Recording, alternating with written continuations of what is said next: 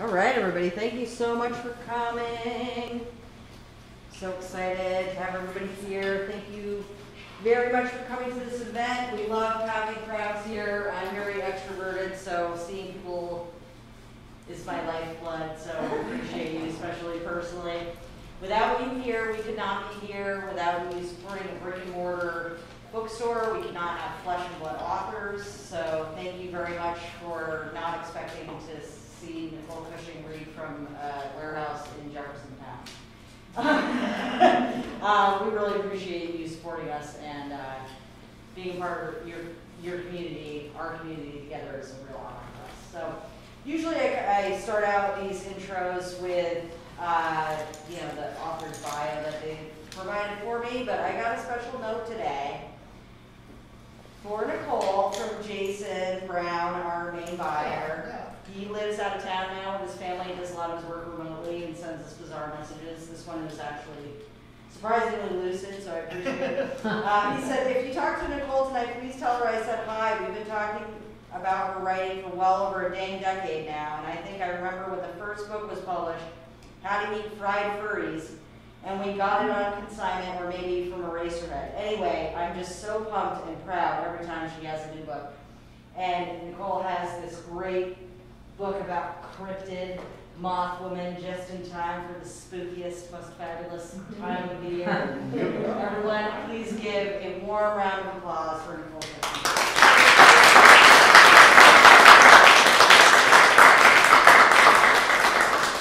Well, thank you. Pleasure to be here at Carmichael's. Thank you for those of you who have already purchased your books, and hopefully we'll wrap up in time for you to have a little bit of time to browse the store afterwards. Don't just buy my book, buy all kinds of books from Carmichael's. It support independent bookstores. They are the lifeblood of our cultural landscape, really, our cultural infrastructure, and so I'm very honored to be here tonight. So the book is Mothwoman, and I have to say it was a little bit propitious that I find myself under the beam, the tractor beam of a UFO, because the Mothman story, how many people are familiar with the Mothman story? Show of hands. About half of y'all. Okay. So Mothman is a piece of folklore, urban legend maybe, that originated in West Virginia in November of 1966. So we're now coming into like the 56th anniversary just about of the Mothman sightings. And what was the Mothman? Well, originally he was called Birdman. We don't actually know, what the gender of the entity was, to be clear. No one did a DNA test or anything, or saw any part of the anatomy that would indicate that it was a male. But that's been the name. Some people called it Birdman. It was kind of like Bigfoot, this kind of creature that people saw that they couldn't explain. And they decided to call it Mothman, possibly because the sightings first occurred in Mason County, West Virginia, and the alliteration Mason County Mothman kind of rolled off the tongue. So, and intermixed with the Mothman story are a lot of other unexplained phenomenon. UFOs, people saw a lot of UFOs at that time. One UFO was said to have come down across I-64 in West Virginia, and an occupant had a brief conversation with a guy named Woody Derenberger. Lots of odd stuff. And if you've been paying attention to the news for like the last, 6 years, you realize that there's lots of odd stuff happening. And so in my mind, the kind of unreality of all that weird stuff in our culture comes together with the unreality of, cryptid legends and came into this novel. Originated from an experience I had a family emergency in the spring of 2020. Went back out to visit my family in Maryland. On the way back, on a lark, I stopped in Point Pleasant, West Virginia to cheer myself up. And a novel basically came from that. And I talked about that in some podcasts that I recently recorded. So the plan for tonight, actually, just to give you the lay of the land, is now 7:05. We want to be done here probably around 7:45, 7:50. That way, if you would like to purchase a book, you still have a little bit of time. It's better if you want to purchase a book, it's okay to leave now and get it. Basically, they're going to be closing up shop Those of you who work retail know how important it is to be polite to our retail workers and get out of here in time. If need be, we can hang out in this part of the store until 8:30, but ideally we're going to be wrapped up by 7:45 or so. So I'm going to read one passage from Mothwoman, the first chapter. Then I'll go ahead and take some questions if you'd like, and then I'm going to read another portion of Mothwoman. So appropriately enough, I decided to start with the first chapter, just to give you a taste of what is going on. And so here we go. The first chapter of Mothwoman. I don't think anyone's having a difficult time hearing me, do they? No. I'm pretty loud, especially when I'm in the spotlight. So, Mothwoman, Chapter 1. The alien in the illustration has chalk white skin and pouty lips. The eyes seem glassy, unfocused. A gray helmet or helmet-shaped turban adorns the head. A wolf-like ear emerges from one side. The alien wears a gray uniform with a question mark emblazoned on the chest. He's embracing a chalk-white, fox-like creature that has a single horn emerging from its forehead. Of course, this might not be an alien at all. It's impossible to say exactly what the artist had in mind. She may have wanted to depict a demigod or some demented superhero. For that matter, I'm not even certain about the identity of the artist. Pat Steer is credited with cover design. Does that mean she drew the image, or does it only mean that she selected it, and the title font, and the byline font, and figured out the ideal spatial relations between the three? What can I say for certain about this illustration? Only that the publishing firm of Harper & Row found it suitable for the cover of its 1968 paperback edition of Myth and Reality. The book's genre, scholarly nonfiction, an examination of mythological themes that have recurred throughout history. The author, a Romanian named Mircea Eliade. I'm reading it now. Well, I'm not reading it right now. Right now, I'm taking a break from reading the book so I can admire the cover art. I have a hunch that if I keep staring at it, I'll discover some fascinating, previously unnoticed detail. Throughout my life, in many different contexts, I've found staring to be a useful tactic. When I'm not staring at the cover, I'm compulsively smelling the pages. They're humid. Well, that's not quite accurate. If I tell you they're humid, you'll assume they're slightly damp to the touch. You may think they smell of mildew. That's not what I mean. It's more subtle than that. What I mean is, they may have been exposed to humidity sometime in the past. They're half humid, haunted by the ghost of humidity. I bought this edition of Myth and Reality from a used bookstore. That said, I'm not certain this book was ever really used. It looks like the kind of book someone bought for a college class but never read. Such a sad-looking book. I imagine that it languished for years on the bookshelf of the student who never read it. Long after she graduated, she kept it around as a trophy of her education. She needed something deep on her shelves to counterbalance all the knickknacks and stuffed animals. Maybe the plan worked and visitors to the student's apartment noticed her bookshelves. Maybe after scanning a shelf and coming across the title Myth and Reality, the visitors decided she could be taken seriously. But as the stuffed Snoopy doll right next to the book testified, not too seriously. On the other hand, maybe the student never had any visitors to her apartment. Maybe she suffered from insomnia. Maybe she had no coping skills with which to navigate the post-college world. Everything had been so structured in college. There were clubs and classes and parties. Even if you didn't attract boys, you could pretend they noticed you.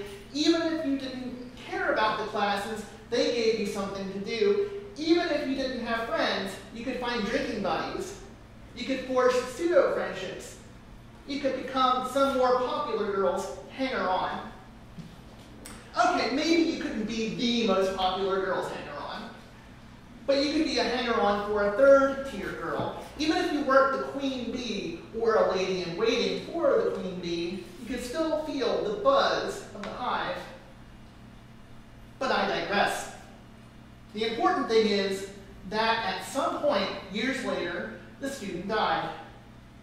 Granted, I don't know if that's true. Nonetheless, I'm including it because these daydreams of mine, these little stories I invent, benefit from a dollop of pathos. And let's say that after the student died, her aunt went through her apartment, and maybe that aunt held no real sentiment for the student.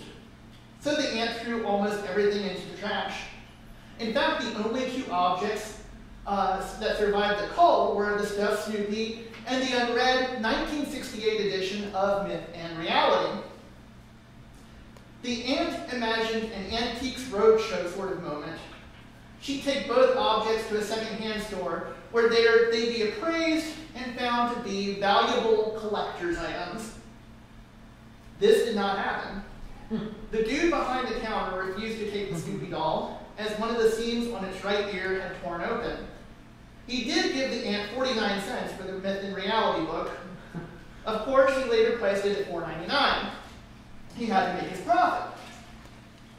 To be clear, that last part in which I related the price of the book is the only part of this little story that's demonstrably true.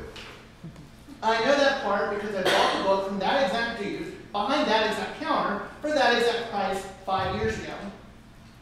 Yes, I bought it 5 years ago.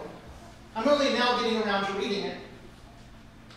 I probably shouldn't invest so much time in making up little stories, but that's the kind of person I am.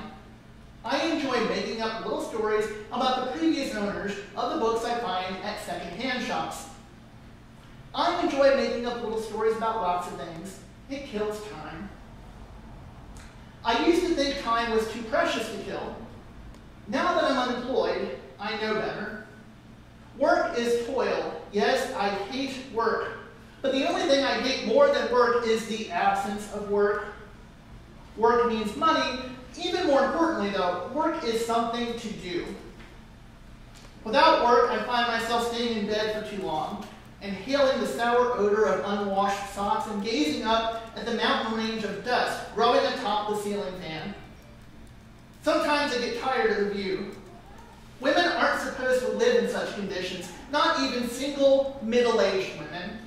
We can be hoarders, I suppose, crazy cat ladies. We're given that freedom. But we're not supposed to have mountains of dust on our ceiling fans, nor are we supposed to have disgusting bathrooms. I have both and live completely alone. I have no man to blame, nor am I a cat owner. I am the sole architect of my squalor. Sometimes I have to stop looking at the mess. So I turn the fan on. When the blades swirl around, the motion makes them blurry. That way, I don't have to look at the dust. I can lie in bed, stare at the ceiling, and pretend everything's normal. I know I should clean the ceiling fan. It would not only improve my view, it would provide a sense of accomplishment. For that matter, why stop at the ceiling fan? I can make a list of 5 things to clean every day, make check marks next to the tasks as I complete them, and feel an even greater sense of accomplishment. That would be a reasonable approach. It would make sense. I'd feel so much lighter, so much freer as a result. But I can't be reasonable. Something irrational and heavy and intrusive has taken over my brain. It weighs my head down. Yes, my skull is every bit as heavy as a cinder block. My neck would break if I had to support it, the burden of my head on its own. So I must always lie down. No, that's not the case. I exaggerate.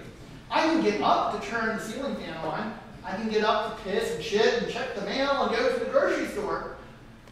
The truth. I can move, but have decided the rewards of cleanliness aren't worth the effort required to obtain them. My mother would say I'm lazy. If I were to confide in her about the irrational, heavy intrusion, she would say I was being gratuitously weird. Only she wouldn't use the word gratuitously. Such words are beyond her. She would simply scowl and say, "You're weird." My weirdness has always exasperated and disgusted her. Her ignorance has always exasperated and disappointed me. She and I do not think alike, not even remotely alike. My thinking is a foreign language to her, and vice versa. We look exactly alike facially. We have the same dishwater blonde hair, too. It's even styled the same, but we're nothing alike in our souls. Bottom line, I know I'm not lazy. I know the irrational, heavy intrusion is real. I can't see it, but it's there. I know it has a name. I know that name rhymes with recession. I know our society has said it's a disease. I know there are doctors who could, for a price, provide a cure, a pill, a potion, an incantation, a validation. Pharmaceutical corporations make a fortune off such magic. They're always advertising on TV. I don't trust anything advertised on TV. I fear I'm coming across as cynical or even paranoid. I don't want to come across as cynical, let alone paranoid. I'd love for this irrational, heavy intrusion to be lifted from me. I'm just not convinced the helpers offer anything better. I have an earnest heart. I would like, more than anything, to believe in the goodness of doctors. However, I can't trust them. I've crossed paths with a few of them. They never seem like real people. Thus ends the first chapter.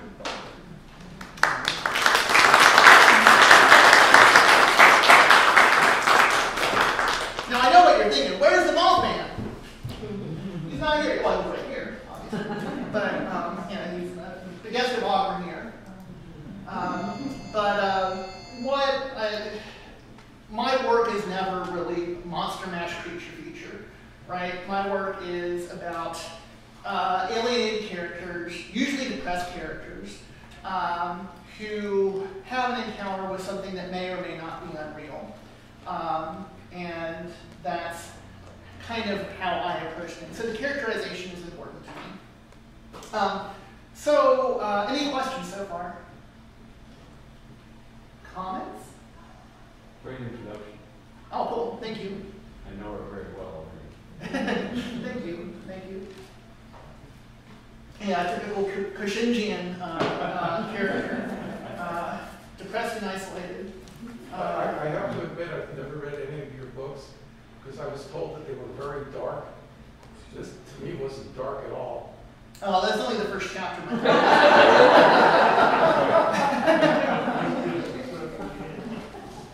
Well, I do like that you introduce this character. Mm-hmm. And right up front, there's this notion that this character kind of addresses a lot and is given to flights of fancy. And it makes me interested to see where the character goes in the book.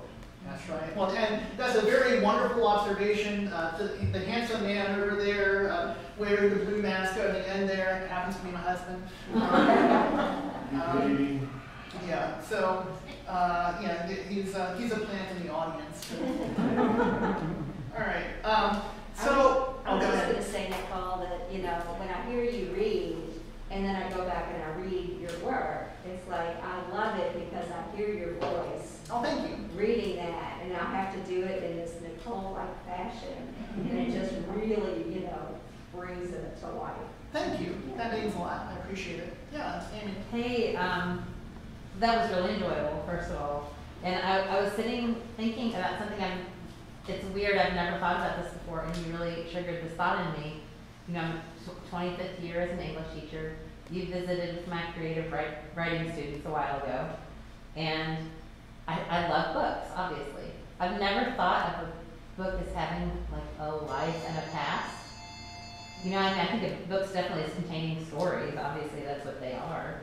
But you gave this notion of like the past life of a book and who else has read it and what it has been through the characters' insightfulness there, and that was just really cool. Oh, cool, thank you. Yeah, that's something I think about. I mean, a lot of the things that the protagonists think about, not all of them, but a lot of them are things that I've thought about. I have a mind that just kind of works that way. Like if I see somebody in a hotel, I wonder what their backstory is. You know, I overthink, which is helpful for an author.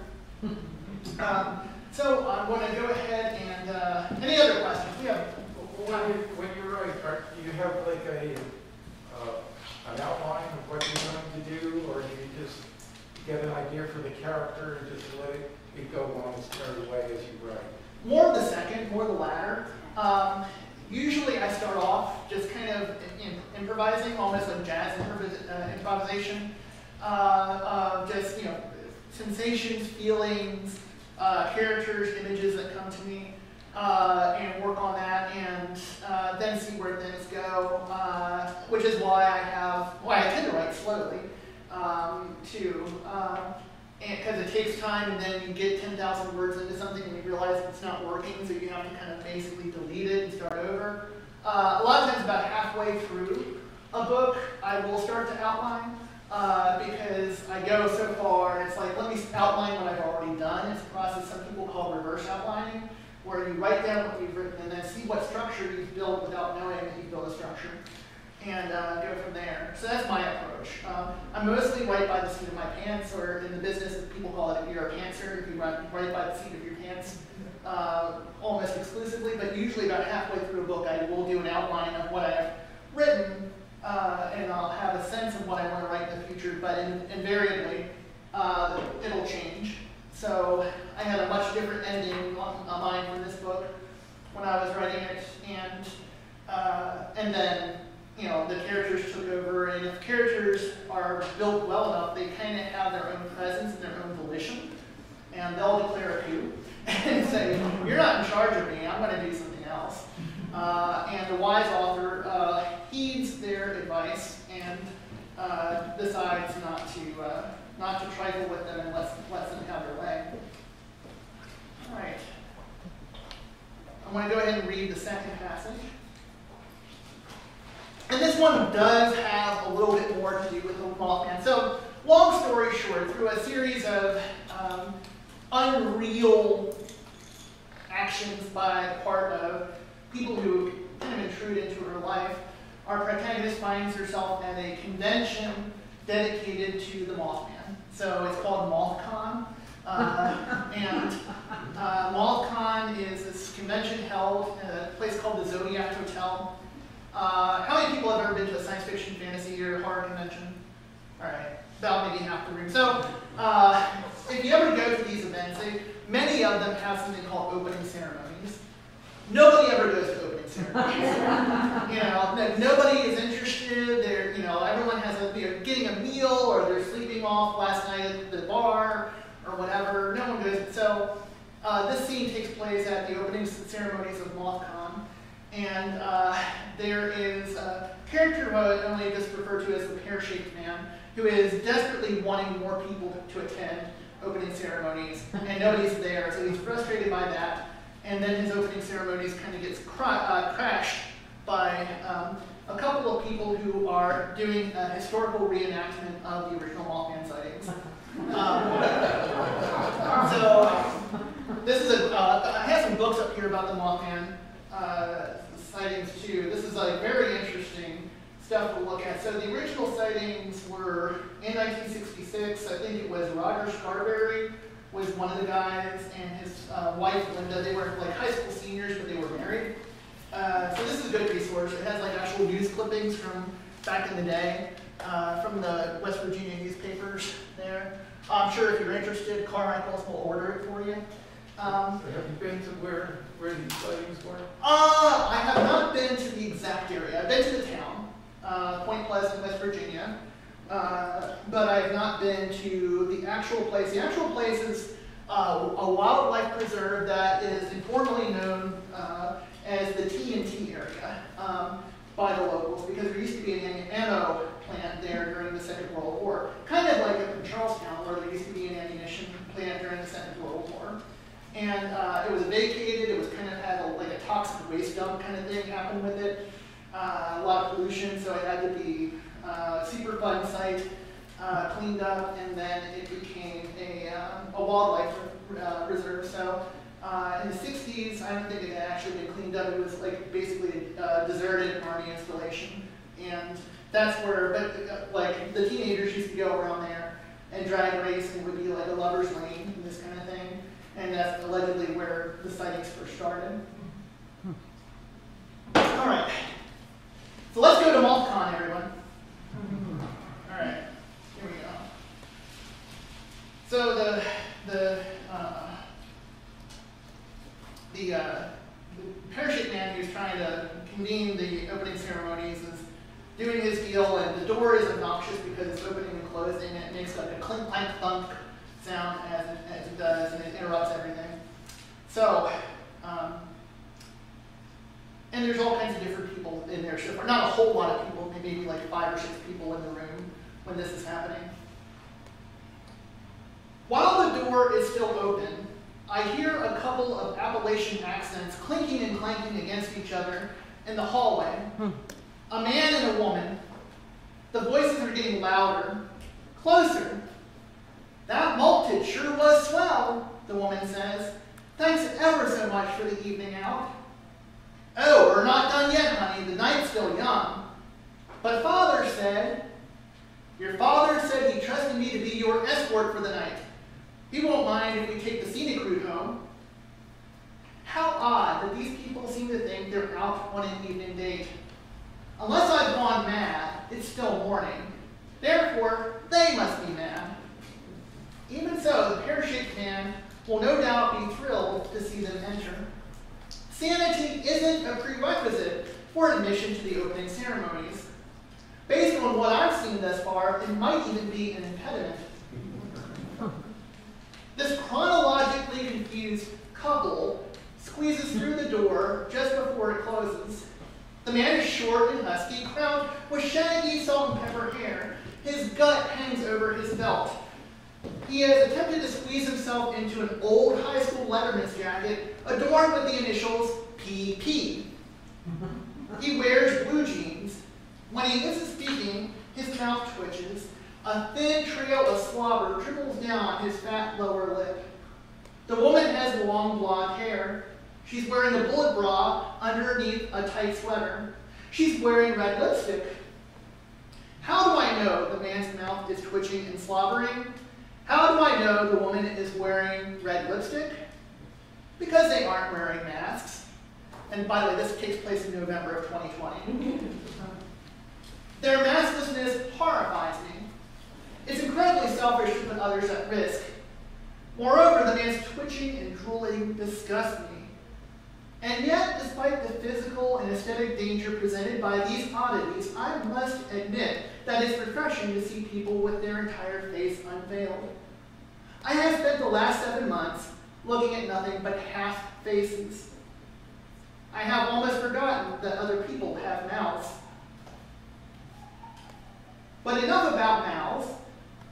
I should mention some additional aspects of the woman's appearance. At first glance, she seems much younger than the man. However, upon further examination, one notices crow's feet around the eyes. One notices how the skin in her cheeks has grown loose. Makeup can only do so much. Trendy clothes can only hide so much. Snug slacks encase her saggy, rotten apple-shaped behind. All fruit goes bad eventually. What a couple of characters. Perhaps I should cast them in one of my little stories. It's been a while since I've told myself a little story. This is because I've been swallowed by a big story. Yes, my entire being has been swallowed by the Mothman myth. And by myth, I mean a big story that's empty, grand, ridiculous, and true. Big stories are clever predators. One moment we're strolling along, minding our own business. The next moment, the ground gives way and we're plunging down the proverbial rabbit hole. Only the rabbit hole isn't a rabbit hole. It's something far worse, the gullet of the big story. Before we know it, we're falling. Its digestive juices scald us.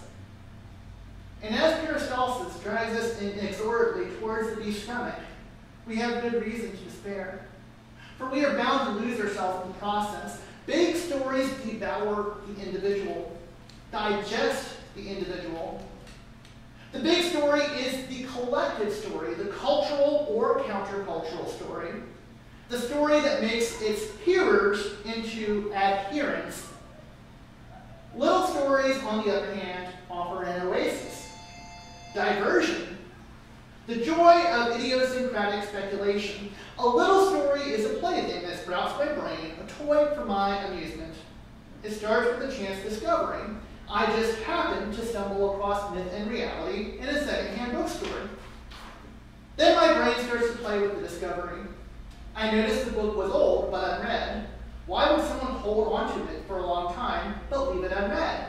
Why didn't they just toss it into the trash? Then my brain thinks up an answer. A lonely girl had no interest in reading it, but kept it around for decades as proof of her education. There's a thrill in coming up with little stories, a light, frothy thrill. Little stories are insubstantial. There's little effort required for their construction. This enables me to adopt an easy come, easy go mentality with them. I can abandon them at will, anytime I please. I feel no pressure to make people believe them, let alone turn hearers into adherents. Big stories, myths, dogmas, party lines control people. Little stories serve them. I am in dire need of a light, frothy thrill. Both members of the couple are walking collisions of age and youth. How charming! I've never seen another couple quite like them. I've seen 80-year-old women dye their hair, wear clothes better suited to 30-year-olds. I've seen middle-aged men wear hipster fedoras to cover up their bald spots. But this couple isn't just wanting to look young. Based on everything they've said so far, they're pretending to be young. They're performing a little skit. A little meaningless skit that would make good fodder for a little meaningless story. Why are they performing this skit? Perhaps they're members of a community theater troupe.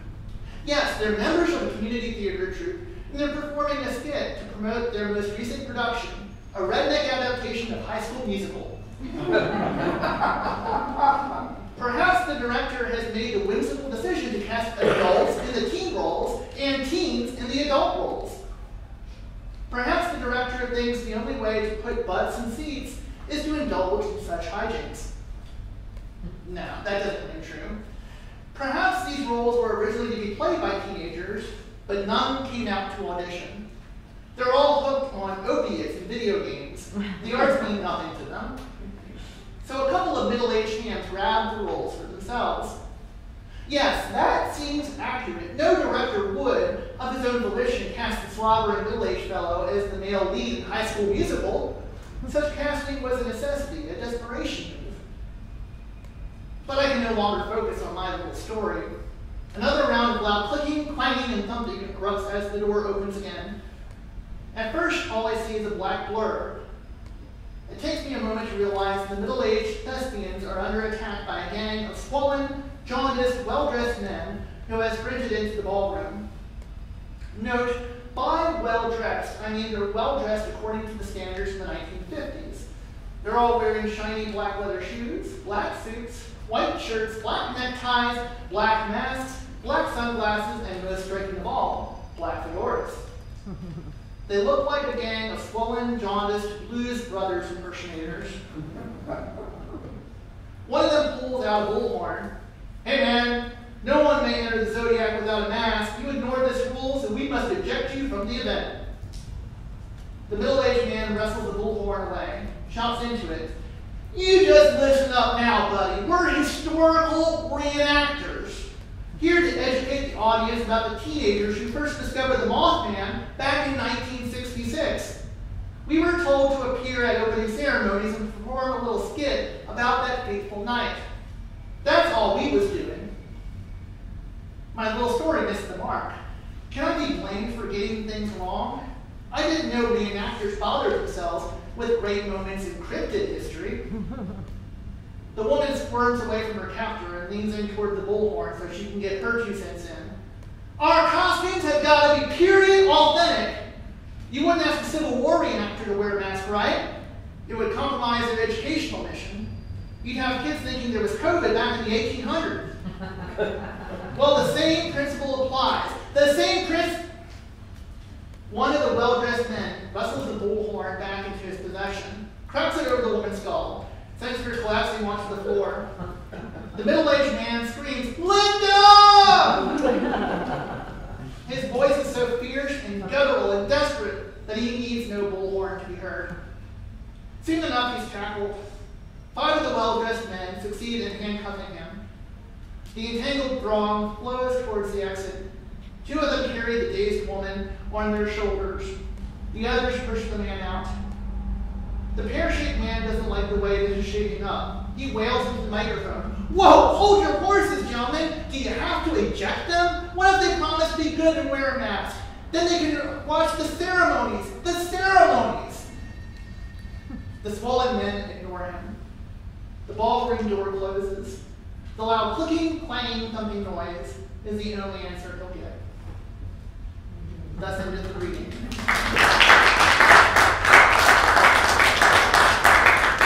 Alright. So, I want to start wrapping up here shortly. However, I would be amiss if I didn't honor the tradition of the season. So, I have here a little trick-or-treat bag. If anyone would like candy, I have real good candy from the other side of the river, Shimps. And you can have, if you like, a ghost. Just be really careful. Maybe don't eat them until you're outside, because I'm sure the store doesn't want like crumbs and all that kind of stuff. But we have ghosts, and we have jack-o'-lanterns with little witchy tags on them, and we have look like a chocolate one with a little boo and a ghost there. We have we have a bag of bones. If anyone's crazy enough to eat a bag of bones, white chocolate. They're not actual bones. Yes, sir. Okay. Wait till we're almost there. We're almost there. One apiece. One apiece. And I'm not sure if we have enough to go around, but let's see. Any last questions, comments? Yeah. What is it about the Mothman you think that sucks people in? The weirdness, honestly. That would be my guess. There's like, what drew me in, I can only speak personally, because I had no interest in the Mothman before I visited Point Pleasant, West Virginia on a lark, other than it's a kitschy roadside attraction, and I was kind of trying to lift my mood, because at the time, my father was very ill, and I'd gone out to Maryland to help take care of him, and so I just needed something to lift my mood, and I thought I'll just stop by Point Pleasant and see whatever wackiness is there to see. But so I think there is this kitschy kind of tongue-in-cheek aspect of it, but there's also this weird, like David Lynch aspect to the story that I find appealing. So it's the juxtaposition of the two, and there's some things about it that are honestly unexplained. And if you watch interviews with the witnesses or you read their accounts, you're forced to be confronted with the reality that these were real people. And did they see a cryptid, or did they actually just see a really big bird? And one of the explanations is that it could have just been something called a sandhill crane that could have been migrating through the area. There's been another theory that it's just like weather balloons that were let loose by a high school science club. There's all kinds of alternate explanations, but I think the mystery of it is very interesting, and I think it's also adjacent to a lot of other paranormal ideas, like the UFOs are seen at the same time, and so you get the paranormal aspect, you get the creature. For me, it's attractive because it's an Ohio River story, and so as somebody who's lived here for the last 20 years, I've really taken to the Ohio, and I think it's interesting that because Point Pleasant is on the banks of the Ohio in West Virginia. And it's also a blue-collar story, and I connect with that. As somebody who grew up blue-collar and kind of lives a blue-collar life now, I think it's just I like the fact that the characters who who saw this, the people who saw it, were just regular, kind of run-the-mill working class people. It wasn't, like an eccentric billionaire. It wasn't Elon Musk was the person who discovered this. It just erupted from the ground up, and so that's why I find it intriguing. All right. Well, thank you so much for coming out, folks. I really appreciate it. Piece of candy up here. Buy books. Don't just buy my books. Buy all kinds of other books here, and I'll be happy to do a signing for you. If you want to have your book signed, I'll be happy to do that. Just come on up to the podium. This is like the altar call. Come on up, folks. Everybody, let's give one more big round of applause for Nicole Cushing. Nicole Cushing, congratulations. Well done, well done, well done. What's that, man? Oh, that's a good question. The audiobook rights have not been negotiated. So I just need a pen, actually. I can't do a signing without a pen. I got it. Oh, there we are. Sharpies. When you drop something when you open your book. Oh, thank you.